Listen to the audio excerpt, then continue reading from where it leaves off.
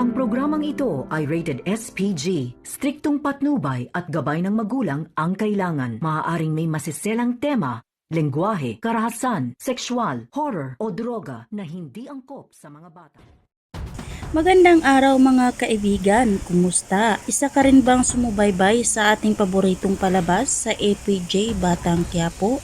Narito ang mga kaganapan. Tinding na tauhan pagkatapos nga nito kausapin ni Noy, kaya agad nga itong pumunta sa police station at sinumbong na ni Tinding itong si Rigor sa ginawang pambabae at binahay pa ito. Gusto namang masisiguro ng head ng pulis na totoo ba talaga ang mga sinabi ni Tinding laban kay Rigor. Kaya agad namang pinatawag itong si Rigor at tinanong ng head nila kung totoo nga ba talaga na may babae itong si Rigor at ibinahay pa ito. At syempre nagsisinungaling itong si Rigor. Hindi niya sinabi ang totoo, kaya agad namang sinabi ng head na kailangan nga daw niyang umuwi at ayusin ang problema nito. Agad umuwi itong si Rigor at pininto nga kay Lena ang totoong nangyari doon sa police station. Kaya naman sinabi ni Rigor kung pwede nga ba daw itong si Lena na aalis muna dahil meron ngang mga kapulisan na mag-imbestiga. Dito lalong uminit ang ulo ni Lena at hindi nga daw siya aalis sa bahay ni Rigor.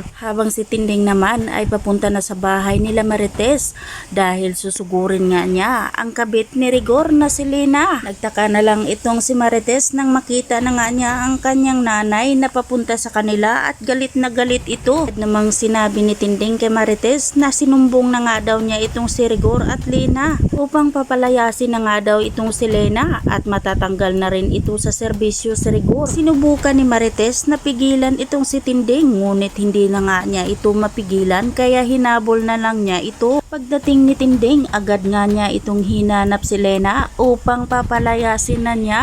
Ngunit hindi ito lalayas si Lena, nagmamatigas ito dahil si Marites nga daw ang dapat lumayas. Kaya hindi na napigilan ni Tinding ang kanyang sarili, agad niya itong sinambunutan si Lena. At sa kapal ng mukha ni Lena, si Marites pa ang sinisi niya kung bakit ng babae itong si Rigor. Hindi na napigilan ni Marites ang kanyang sarili kaya agad na rin niya itong sinambunutan si Lena. Dahil nagkagulo sila at nagsasambunutan kaya hindi alam ni Rigor kung sino ang tutulungan niya. Sino kaya sa tingin nyo ang mapapalayas, si Lena or si Marites? Kaya naman mga kaibigan, aabangan na lang natin ang mga susunod pang mga kaganapan dito lang sa APJ Batang Quiapo. Huwag po sana ninyong kalimutan na i-like at pahingi na rin ng isang subscribe dyan. Maraming salamat sa inyong pakikinig at panunood.